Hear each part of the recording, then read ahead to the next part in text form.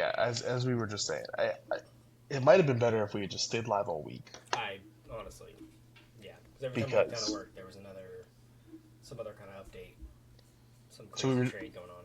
we were just talking about it, but my watch died this week, Mm-hmm. like dead, Dunzo. like the screen came off. So I've been living life with my phone on loud because what else you gotta do? Yeah. But that means with everything that's been going on, like it's just been ESPN notification, The Athletic, CBS Sports, whatever, uh, and it's been. I feel like we've been talking about the last couple of weeks, like, oh, it's coming up, like all these sports are kicking off, baseball starting, March Madness starting. No, this was the last 7 days have been it Yes. in terms of everything on at all times. But I've got, I'll say five. I'll probably narrow it down to like 5 bullet points. Uh, Anything that caught your eye first before I kind of get into what we have? It's not going to be anything that you don't have. I don't think. I think Okay, mostly those NFL free agency, who got who, the trade not trade. let's start with that Yeah. because we had a trade and a canceled trade within Yes. 48 hours. Just kidding. Taken back. Thought it over. Don't want them. No, return to sender. Yeah. Yes. Um, we still don't know why. It just has failed physical. But Max Yes. Crosby was traded, and then trade rescinded, but was traded from from Las Vegas to Baltimore, still called Oakland, for two firsts, first this year, first next year, and then within 24 hours, Pretty much. Yeah. trade was canceled. And had some people asking like, why can that happen? The league season didn't start till Thursday. Didn't start till today or yesterday. So technically, even though they agreed to a trade, it wasn't live yet. So they were able to still rescind the trade. Now, if they had agreed to a trade, let's say it was today, that trade would have been done. Yeah. They wouldn't have been able to go back. But that allowed them to renege on it, and instead they got Trey Hendrickson from free agency, so no draft picks, but you paid him a boatload of money from a division rival. Yeah. I think that's the bigger point that obviously you got to pay him money, but you got him for free. You were giving away 2 picks for Crosby, so Right. I think that's a win. If you, how are you feeling if you're the Raiders? I think that's like the one thing I'm not really seeing this week. I mean, how can you feel? Like, if it's all within, the terms and agreement that, like, hey, this can be rescinded, like, yeah, I'd feel a little, I don't want to say backstabbed, but a little disgruntled, for sure. Would you still look to trade him, or are you like, cool, he'll just be a Raider this year, we'll figure it out? Figure it out next year. Okay, I mean, yeah, that's fair. unless someone is going to come up and offer you the 2 firsts again, like you were looking for, Like which the case, man why was not? in Baltimore, like he'd been there for multiple days. Yeah. That's what I'm like. I sure, dude, just trade. Like for sure, Max, where do you want to go? Like we'll make a deal with somebody. Like you don't want to be here. Clearly. And I think we And, knew that towards the end of the last season as well. yeah, he did have that comment saying he wanted to be a Raider for life. Like, but is it true, or are you just trying to like get in good grace with the fans? Mm-hmm. I don't know. That's a tough one, but I would say that was the biggest free agency we saw. Daniel Jones got two for 88, up to 100, which is a lot of money for a They're quarterback in saying general. they're saying they're his guy. So, or he's their guy. Yeah, well, they can say what they want. Hmm. The issue is you traded away Pittman, you signed Alex Pierce to a big deal, so you got Pierce, you've got now Daniel Jones, and you've got Jonathan Taylor, which of course still a top 5, top 10 running back, but you don't have a first round pick because you gave it to the Jets for Sauce Gardner. I don't know if that's a smart move, and I guess time will tell. Again, the team was 8-2 before Daniel Jones got hurt, Mm-hmm. but that feels like a move for a team that was on the edge that like maybe could have pushed into that next stratosphere of clubs, and instead this is going to like hinder them because you're paying him what amount of money coming back from an Achilles injury? Yeah, they must have some faith that hey, he's young. Um, Maybe the injury won't affect him as much, but like the only way to tell that is once he gets on the field. You know, Next big one I saw today, Kyler Murray signed with the Vikings, Vikings, yeah, 1 year. a 1 year deal. Um, if Yeah, we're gonna say that their coach is a QB whisperer, I guess this will really put it to the test. Um, don't hate it because I could, funny enough, I could see him working there. But I think if this doesn't work here for Kyler, I think he's probably probably done done. or Yeah, live it or back up forever. back up. Just knowledge, intelligence on Yeah, the sideline. I think if it does work, we need to look into the QB factory that is the Vikings, though. except for JJ McCarthy. Well, concussion. Well, Yeah, you know. fine, yeah, fair. But We if could this works for toss for Kyler, Bob. like it did for Darnold, you know, Fair enough. maybe they are a QB factory. Who knows? Jets traded for Geno Smith. This would I have no be further comment on this time.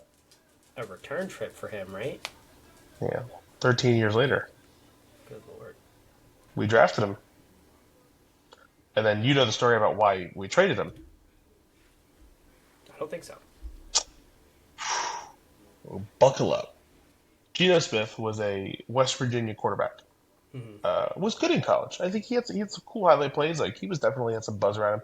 We took him in the second round, which I think was appropriate. Like it wasn't like a reach. It was like, oh, he's gonna fall in the second. And played for I want to say it was three, maybe a fourth year.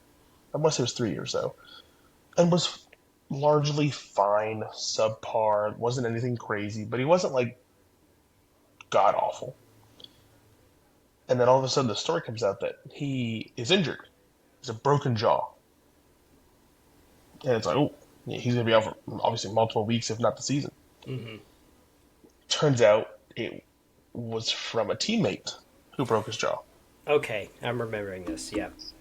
Yep. and it was over like $600. I'm sorry. That's that caused you to get to $600. Like your rookie contract was in the millions. Hmm. What are you doing squabbling over $600 for? And that like lost him respect like immediately. Like the league didn't want him, the team traded him like almost instantaneously, and then he's been fighting for relevancy since then. Hmm. Had a couple decent seasons in Seattle. Obviously, this trade to Oakland did, or Oakland again. Trade to the Raiders did not work.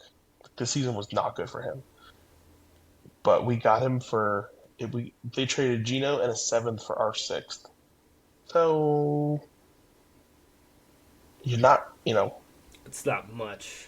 it's not much. It's not Yeah. like you're hinging a lot on him. Now, my understanding was that he was going to be coming in as a backup, and we would take somebody in the draft. Sources say, which who knows who those sources are, is that the Jets may look to start him next year. Maybe game one, couple And if games. that's the case, the only reason you would start him would be maybe 3 or 4 games to get somebody else in. If he plays more than 9 games, that's a lost season already. I would agree. Because then he's a known commodity, and he's 13 years older than when we drafted him. So that's a tough one. I don't maybe not 13, maybe 10 years, but that was a confusing one for me. I didn't love it, I but can even though we see didn't give it. up much, I can see it being one of those situations where maybe you get a young guy and you have someone else start for a few games, and then you throw him in. I would say if it, I would agree with you. If it's anything other than that, you guys are just chalking this season too. I'm already expecting us to be 3, 4 wins next year, but God, I don't need to see Gino doing it too. At least give us somebody that we can like believe in a little bit. Um, other NFL moves, Uh, flurry of like smaller deals, I would say, Kenneth Walker the third. was one of the big ones. Where'd he go? The Chiefs. Chiefs. Yes. I'm torn on this.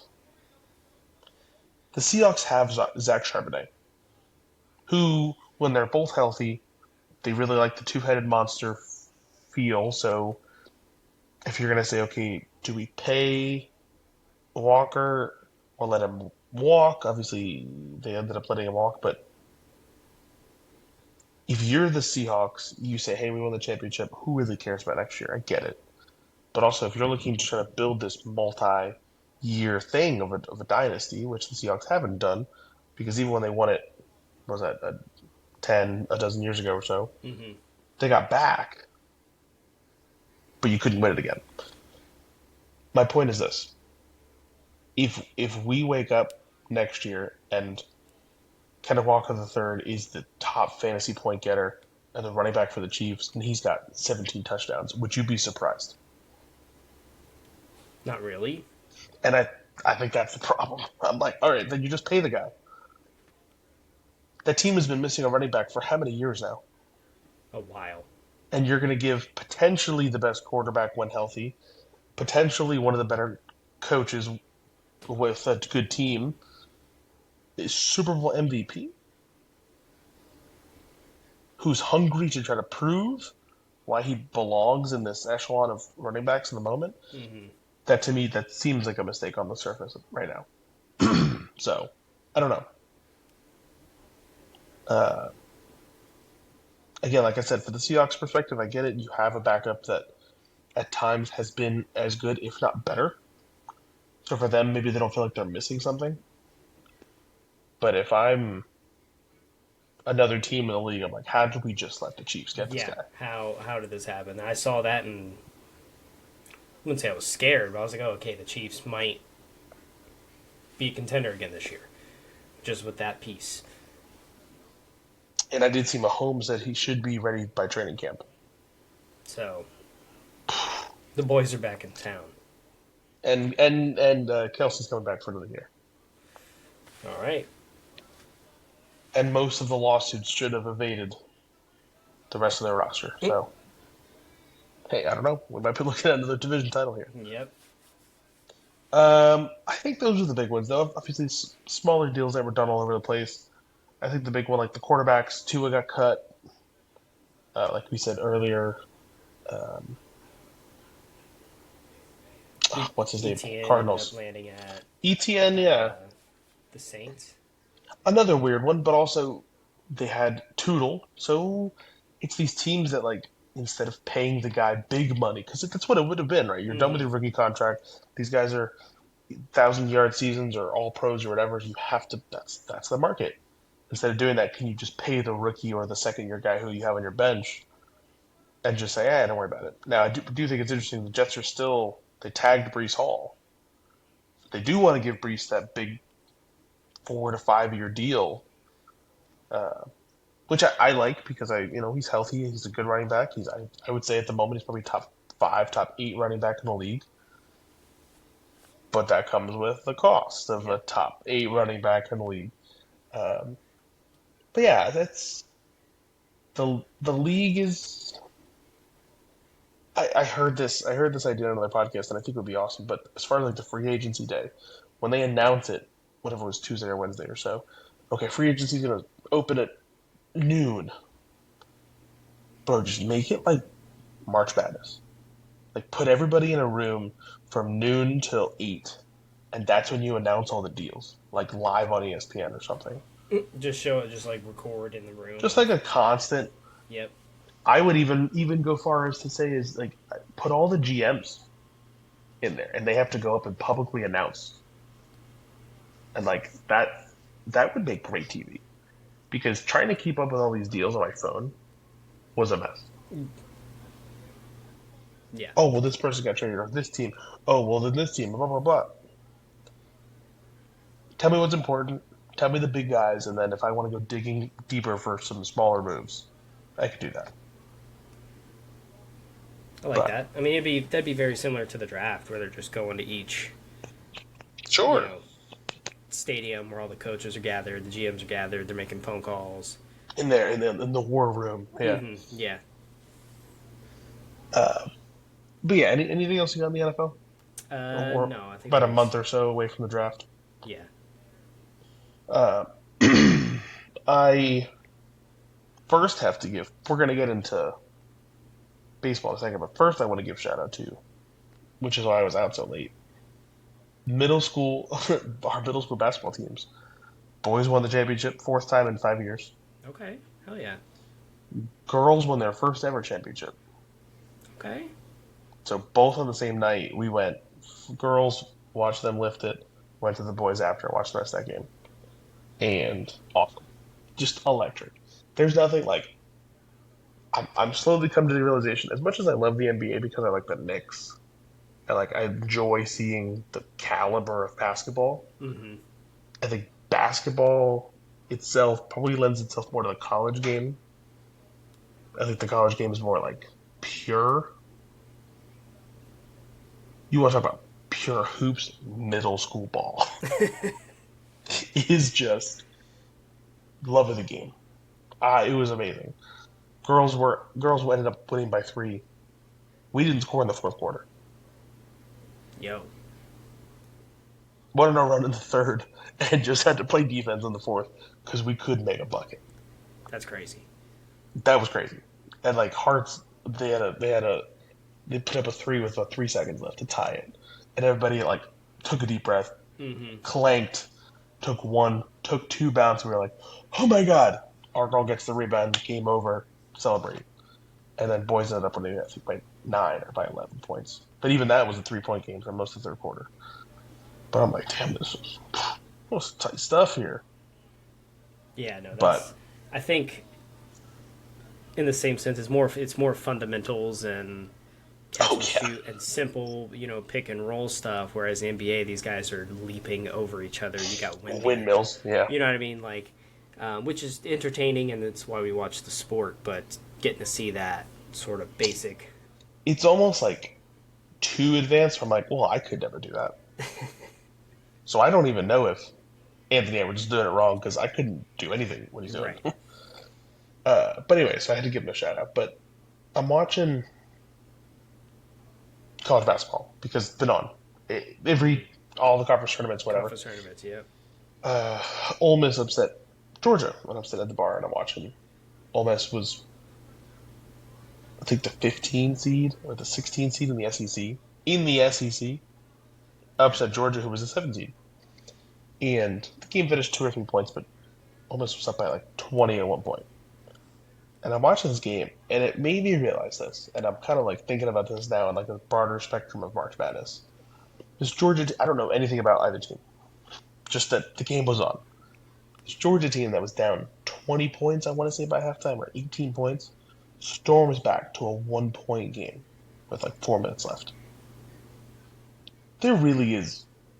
These games could go any direction. Yeah, Up until, like we said, what, Final Four, Elite Eight or so. pretty much. Yeah, that's when you're going to get into your more smaller, I would say smaller lead changes and stuff. Right, like the Duke Florida State game tonight. Florida State was up 8 or 9, and then it was like an 18-point run by Duke or a 15-point run by Duke. Now Florida State's down 6, down 7. So when you get to those Elite Eight, Final Four, it seems to be a lot closer, unless one team is just truly outmatched than the other. But again, it's college. It's not the pros who are pretty much perfect in a sense, right? Like everyone's Yeah, gonna I have mean, shots, but that guy as might close not as you get can that be. 3. 3-4 seconds left in the game. That makes it exciting. But I did see that Duke ended up coming back to win. Mm-hmm. Um, but there were a couple other big like double-digit seed win. St. Bonaventure won. Loyola Chicago was up, and they were like 9-17 this year. They were up on their second round game. Like these teams are, some of them are going to be these big surprises. I don't know. My only thing that I was really disappointed with today, Miami lost. The streak is over. Streak's over. Yep. They lost to UMass. And would you still give them a bid? Hmm. I think I need to see how the tournament shakes out. Well, the conference tournaments. Yeah. Because does going out in the, what was this, second round for them? The Quarterfinal, I think it quarters? was second round, yeah. Does that count against you? I mean, you lose one game all year and it's in the tournament. Does that mean you don't deserve a spot in the big one?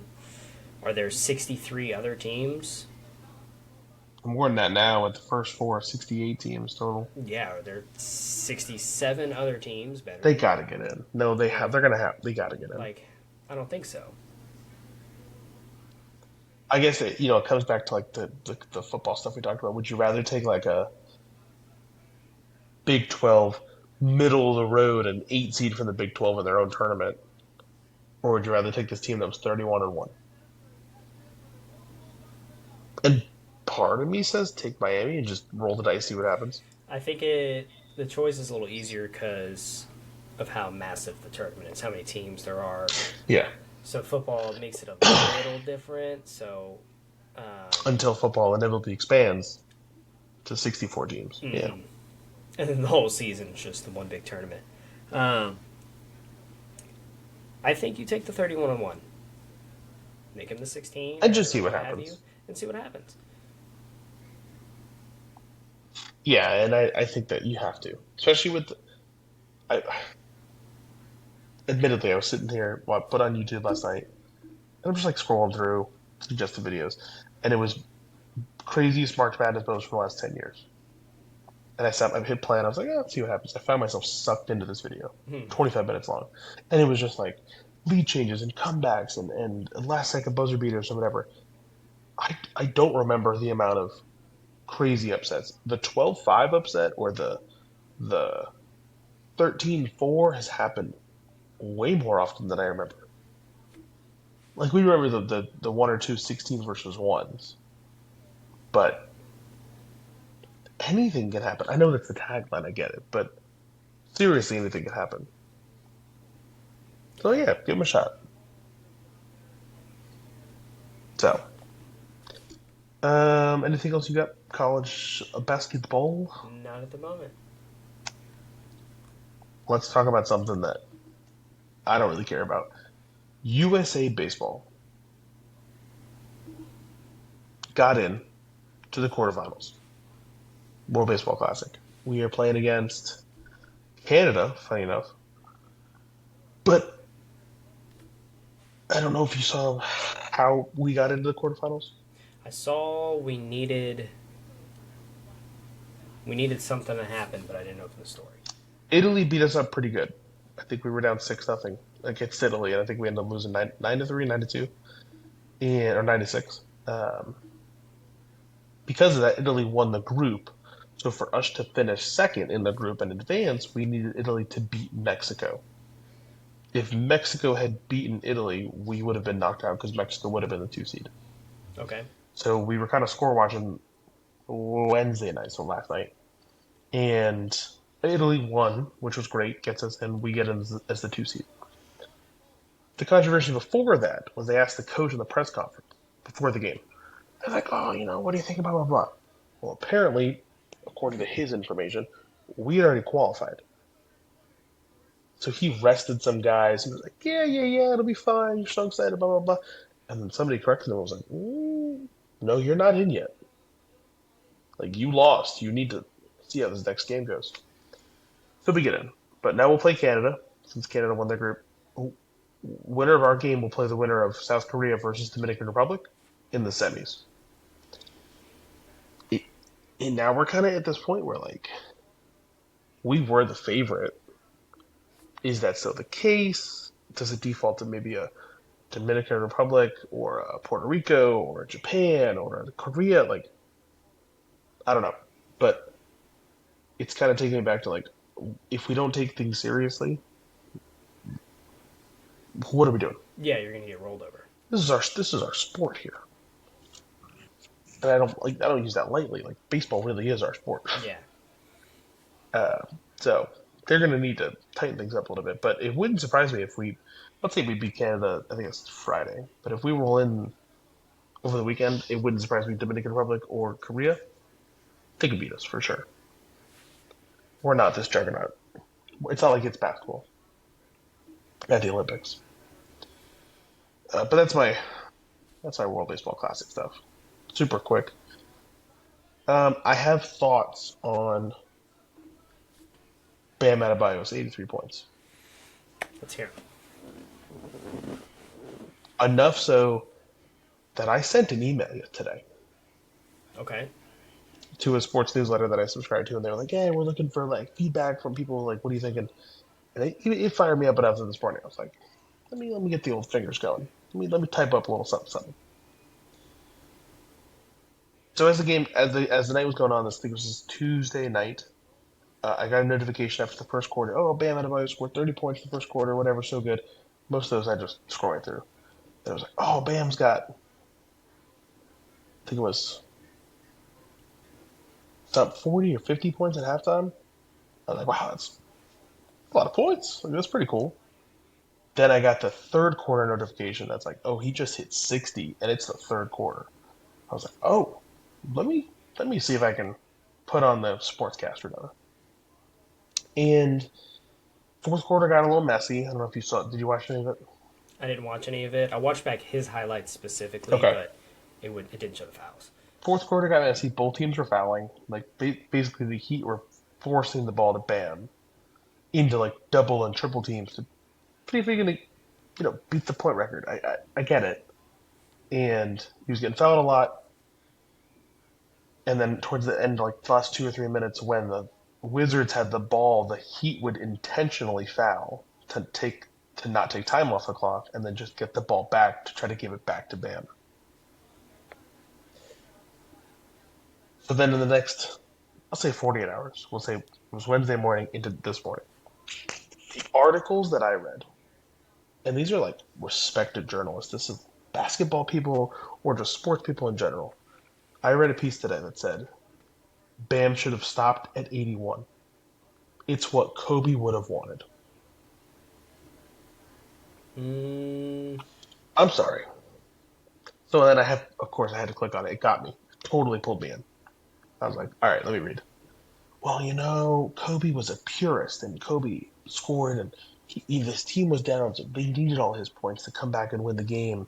And it's disrespectful how Bam did it, and Eric Spoelstra should be appalled at how he did that, and blah blah blah. And I'm sitting here, and I thought I was having an aneurysm. Like, what? yeah, there's no We way. can't we can't celebrate the guy who just got 83 points in a game. But then I look at, did you see some of the other like basketball players' reactions? I didn't see him. There was a mix. So there were some that were like live, like they had a camera on Pascal Siakam like at the game when they showed it on the jumbotron, and he's literally sitting there like, "Oh my god, that's so crazy!" And that, to be fair, that was most of it. Oh, that's so cool. That's a crazy number. And there were a couple other guys, like when Wembanyama was one of them.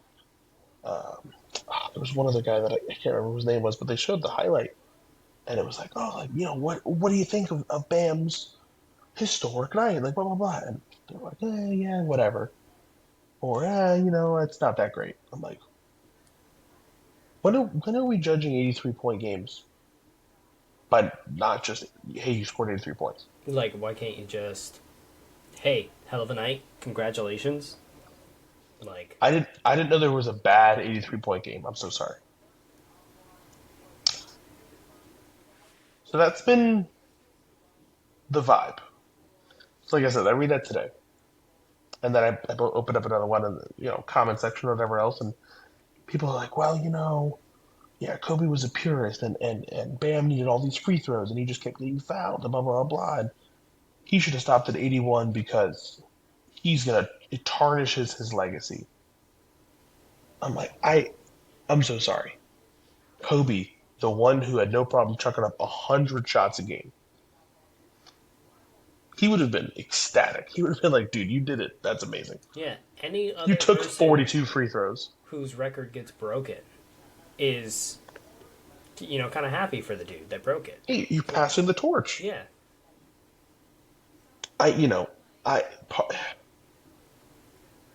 I don't know, and maybe the reason I'm so afflicted by this is, dude, imagine if you're Bam right now. He's got to be over the moon. You just set the second highest points record ever. You had a historic night, blah blah blah, whatever, and then you're having people telling you like, "Oh, it doesn't count."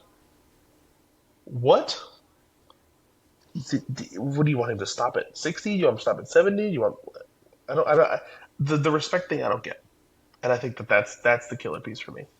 I think the most respectful thing he can do is go out and try to score as many points as he can against a bad team. And yeah, if he's my teammate, of course I'm force feeding him the ball the entire fourth quarter. Dude, go get him absolutely. as points as you can. So that was killer. That like killed the vibe for me a little bit. And again, I think maybe that brings me back to the college versus the NBA versus like that pure just go hoop. Just go have fun. Enjoy the game. Both him and Kobe played against bottom teams. Even Wilt with his 100-point game had so many free throws and whatever else. Like it's part of the game. It is, yeah, because once you start scoring that much, they're going to have to foul you so that you hopefully don't score as much. Right. And so you're going to get to the free throw, and it is what it is. If you want to be mad at somebody, be mad at the Wizards that they couldn't figure out how to defend him. Yeah. That's their fault. Um, but yeah, that's my. I couldn't do it. Did you have you seen his box score? I did not see the final. I thought it was like 36-42 from free throw, 83 He had points. He was taking threes, the highlights. I mean, he was doing a little bit of it all. Mid range, driving, getting yeah, fouls, threes. 7 of 22 from three, 36 of 43 from free throws. Field goal attempts, he's 20 of 43. Set records for the most free throws made and free throws attempted in a league in a league game. That's crazy. But dude, he can't foul himself. Yeah. So yeah, I don't know. I take nothing away from him because that's amazing. I'm more pissed at the Wizards. Like, don't let it happen then. So, um, anyways, that's my. I think that's my last basketball thing. Knicks are playing all right ball. Playoffs coming up soon. Tatum's back, which is amazing. Yes. I don't think that anybody expected him to be back this healthy this soon. Is he back tomorrow night? Friday night? No, he's been. Well, he's already. He came back last Friday. Okay. First game, I think he was in a little bit of a restriction. I think he missed his first like 5 shots too, and then made his sixth one. And they, to their credit, man, the Celtics are winning. Right now, they're beating the Thunder. They're up by 3. Up 3 on the Thunder right now. So this is a team that is just going to look to add an All NBA piece and continue to roll, which I give them credit. Let me see right now.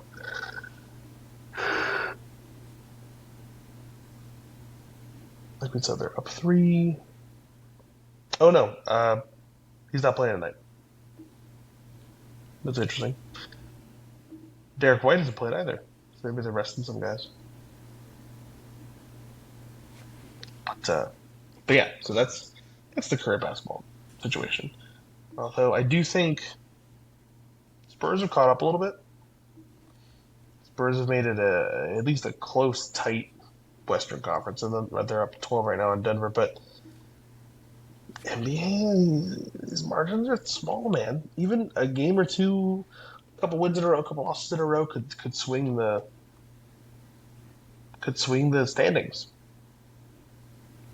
Yeah, I mean the Suns only down 1.5. They're sitting at 7 now, only down 1.5 from third. Exactly.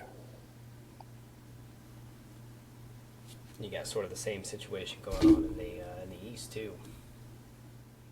You know, I also read an article. The Knicks are currently a 3 seed. and they're kind of clinging on. I think we're 5.5 out of first. We're 2.5 behind Boston, which is fine. I think we play them one more time too. But I read an article. And I was like, well, it'd be really good if the Knicks they lost on purpose to get down to the 4 seed, because then you could play the Pistons in the second round, and that might be a more favorable matchup than Boston. I'm like, yeah, but we beat both last year. Like we should be the Knicks should be the team that's dictating. Hey, like they should be afraid of us. Mm-hmm. We went through Boston. We went through Detroit. Yes, has Detroit had our number this year? Absolutely. But you know what? Boston had our number last year. Oklahoma City had our number last year. Cleveland had our number last year by blowing us out. 30, 40 point games last year. And then we beat Boston in 6 games in the playoffs. So I don't like this like victim mentality of, we should be afraid because we're looking for the best matchup. I guarantee you Boston's not looking at who they're playing in the next round yet. They want the 1 seed. Mm-hmm. Oklahoma City just wants the 1 seed. They're not thinking, oh well, if we get the 2, maybe we have a 10% better chance of making. No, they just want to win. It kills me sometimes about my teams. I think, I mean, if you're not fighting for one, you might stand a chance of messing around with some games and hopefully not completely throwing it. If you're trying to play the mix and match game. But Right.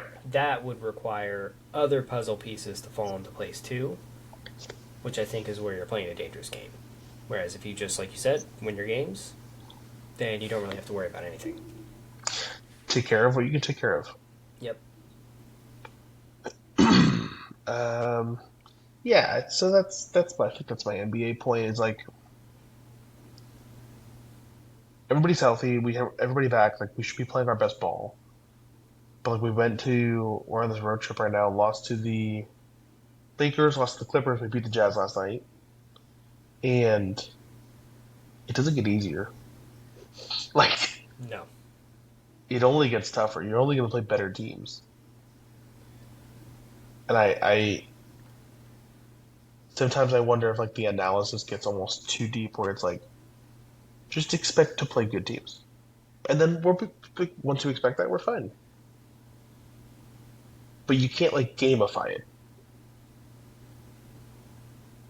Every team in the NBA is good for a reason. Even the bad teams, they can win on any night. Even Charlotte, who was bottom 5 for almost 10 years, looking at 500, potentially a playoff spot, definitely playing the team. It changes quick like that. Yes. I only have one more topic, and it is soccer related. So if you've got anything else,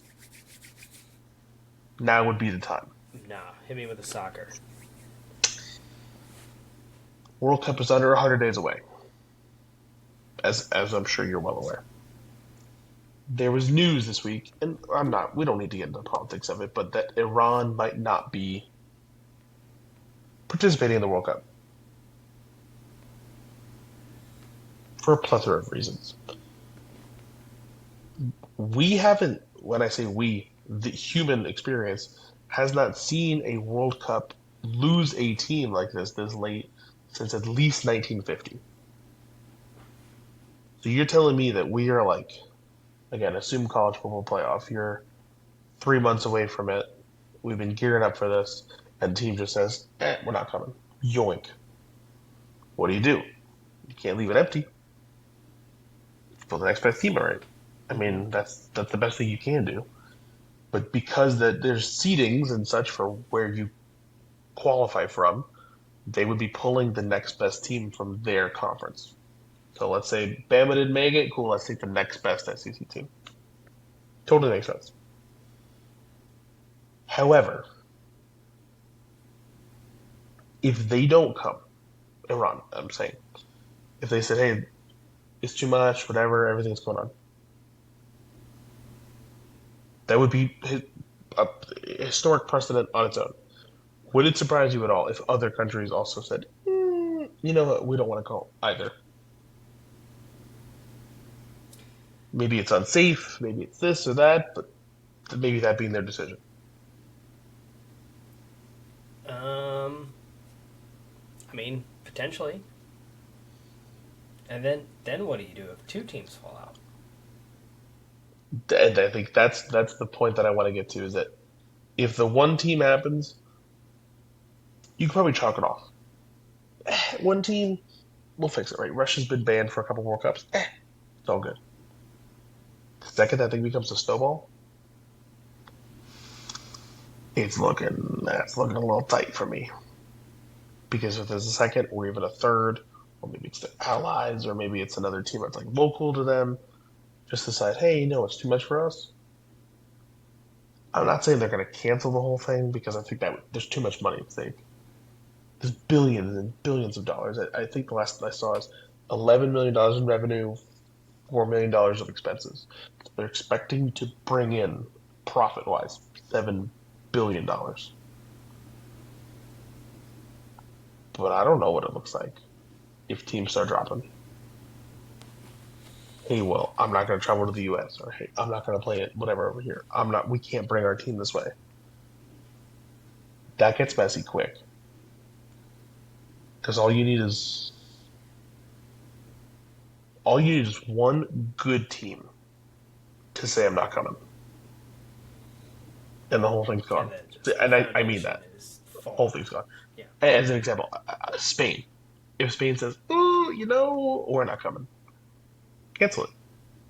You're not gonna. It's not gonna work because I think it's have the biggest asterisk of its life. Yeah. Like even more than the bubble. Oh, absolutely. Because at least in the ball everybody played. So eh, it's something to think about, and it's something that's happening like real time. Like there was the development a couple hours ago, but this is supposed to be the biggest World Cup, biggest moneymaker, biggest generator of income, most ticket sales, most fans, most locations, like all of these first. And it wouldn't surprise me if it kind of got derailed because of a couple teams saying, hmm, don't think it's safe enough or don't think it's going to be a good experience. And I don't know. But the curious part of my brain's like, what do you do? You can't force them to. You can't say you need to be here. They know that. Yeah, you definitely can't force them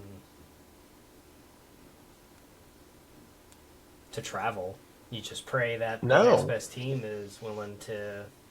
I'll tell you have to fill in. Yeah. Do they have a the first four like March Madness? Well, if the issue is FIFA's never done this before, so it's kind of new. But say they were to pull from that confederation, since Iran won the confederation, UAE, the Arab Emirates finished second. They would be that next team pulled, or Iraq is in the playoff to get in. So then there's also like, okay, Take both playoff teams. do you take both? But then you don't have a playoff Yeah. winner, which right now is Suriname versus. There's four teams or six teams in the playoff, but the point is it gets messy. All of the teams are supposed to be done by the end of this month because the playoff spots are supposed to be wrapped up by the end of March. So everybody knows who the entire schedule looks like going into Yeah. April. And I just got a funny feeling we're gonna get to April and it's gonna be like, I don't know who will be there. Like that wouldn't surprise me. But anyways, yeah, I don't know. To your point, it's been a busy week. We got a lot going on. We still have more going on too. World Baseball Classic is still going into this weekend. Yep. Brackets should be out Sunday night. We'll make sure we get on that. And free agency trades. Yeah, man, it's just that we're this is a busy slate right now. Yeah, we're in the busy season of paperwork with the free agency, but like finishing out some of these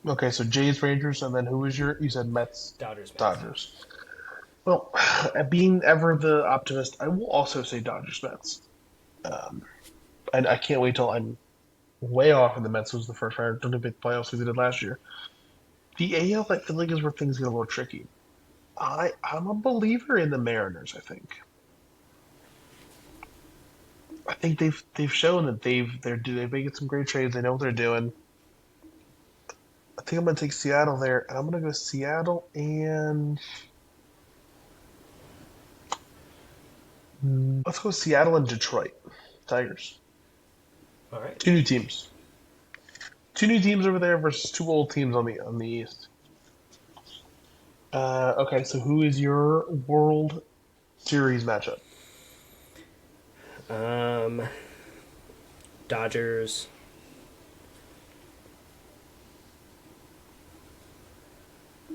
Dodgers, Rangers. Okay, and then your winner? Dodgers. I'm gonna go. Seems inevitable. Oh, it does seem inevitable. Oh boy, I think I want to go Mariners here. Mariners over the Tigers. Here's the issue. I want. Part of me says just go Dodgers, and if you don't go Dodgers, are you wrong?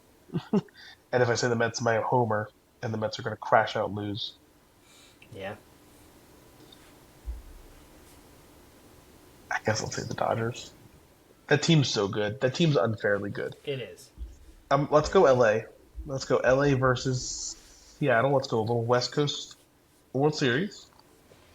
And I guess I will take the Dodgers to three-peat again because everybody on that team is so good. Yeah. But the Blue Jays pushed them to Game 7. The Blue Jays pushed them late. Probably should have won the game, but I'm gonna stick with my pick. Baseball season is about 2 weeks away. Yeah, I can't pick the Mets. I'm like it's eating me though. Like you want to. Everything in you wants to. But here's the. I know if I say it, we're gonna suck all year. Like honestly, like that's just how it goes. So I'm gonna pick against it. I'm gonna say the Mets are gonna be the worst team in baseball. I can't do it. I'll get them to the NL pennant game, pennant series, but I can't say World Series for them. Mm. Uh, but yeah, that's my list, Toby. That's my good stuff. Sounds good. Um, I am flirting with the idea. Got a great suggestion this week. Floating the idea of trying to put some of the clips on TikTok as the kids use. Yeah. Yeah. No, that's definitely a good outlet. So I might have to see how that goes because we're popping with the youngins. And I'll just get more of them in here. But we need fresh ideas and topics. Some help. So hit us in the comments. We're gonna get some awful ideas, aren't we? That's fine. um, I will say though, I was going back and forth with a Shea fan. I'm assuming I know there were at least a Thunder fan in the Instagram comments last week, and but my point for Shea is I will give him all the credit. I think he's a great player. I really do. I just don't like that brand of basketball. And one of the points that somebody made to me in a language that wasn't English was well, Brunson does the same thing, and he does. I'm not disagreeing. Brunson looks for the contact, loves to get fouled. Will just go and make his free throws, but that doesn't make it fun, even if it No. wins. I guess is my point. Like yeah, I can totally admit, and I'm sure, dude. If I was a fan of the Thunder, I'd be like, whatever you got to do to win. And anybody would. Yeah, anybody with a brain. I just if there was a gripe to make about the Thunder, it would be they're just not a very entertaining team to watch. It's pretty cut and dry. You know what you're going to get. You know if Shea's going to get fouled a bunch. He's going to make some free throws. They're going to play great defense, which is what they do. and then they're gonna score enough points to win. That's kind of their recipe here.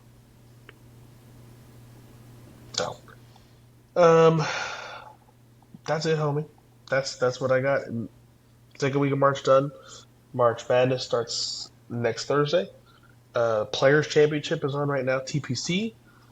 Uh, Basketball about 2 months away from playoffs or so, a month and a half or so, and yeah, World Cup. I think 90 days, 88 days, something like that. Every, It's coming. everything right around the corner. We'll always say that. Everything's always right around the corner. Yep. Sports is forever. But yeah, man, subscribe, comment, like you said. Um, I don't know. I don't think there's another TikTok button. So yeah, any of those. Save, Hit the follow. share, Yeah, follow. yeah, there you go. All that. We're too old for this. But Okay. until next time. All right, take it easy.